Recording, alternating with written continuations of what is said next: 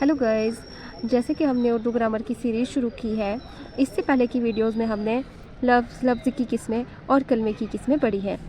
तो अगर आपने प्रीवियस वीडियोस नहीं देखी हैं तो आप हमारी प्लेलिस्ट पे जाकर के वो वीडियो ज़रूर देखें, उससे आपको आगे पढ़ने में आसानी हो जाएगी और समझने में। तो आज का हमारा टॉपिक है बनावट के लिहाज से इसम की किस्में। तो बनावट के लिहाज से इसम की पहली किस्म है इसमें जामिद।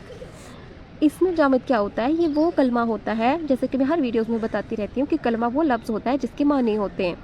तो इसमें जामिद वो कलमा है जो ना किसी कलमे से बना है और ना इससे कोई कलमा बन सके। मसलन दरख्त, मेज़ वगैरह। जैसे दरख्त है, ये किसी दूसरे लफ्ज़ से नहीं बना है और ना ही इससे दूसरा लफ्ज़ बन सकता है। और इसी तरह मेज़ भी खुद भी किसी लफ्ज़ से नहीं बना है और इससे कोई दूसरा लफ्ज़ भी नहीं बन सकता है। बनावट के लिहाज से इसम की दूसरी किस्म है इसमें मस्दर। अब इसमें मस्दर क्या है? ये वो इसम है जो खुद किसी कलमे से ना बने मगर इससे दूसरे कलमे बनाए जा सकें। मसलन दौड़ना, लिखना, सोना, खाना वगैरह। मतलब क्या है कि ये वो इसम होता है जो खुद तो किसी कलमे से नहीं बना है लेकिन अब इससे दूसरे कलमे बनाए जा सकते हैं।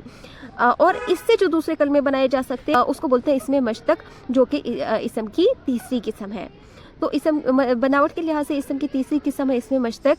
ये वो इसम है जो मस्दर से निकले, जैसे लिखना से लिखने वाला, दौड़ना से दौड़ने वाला वगैरह। तो आज की वीडियो में इतना ही, बाकी हम नेक्स्ट वीडियो में कवर करेंगे।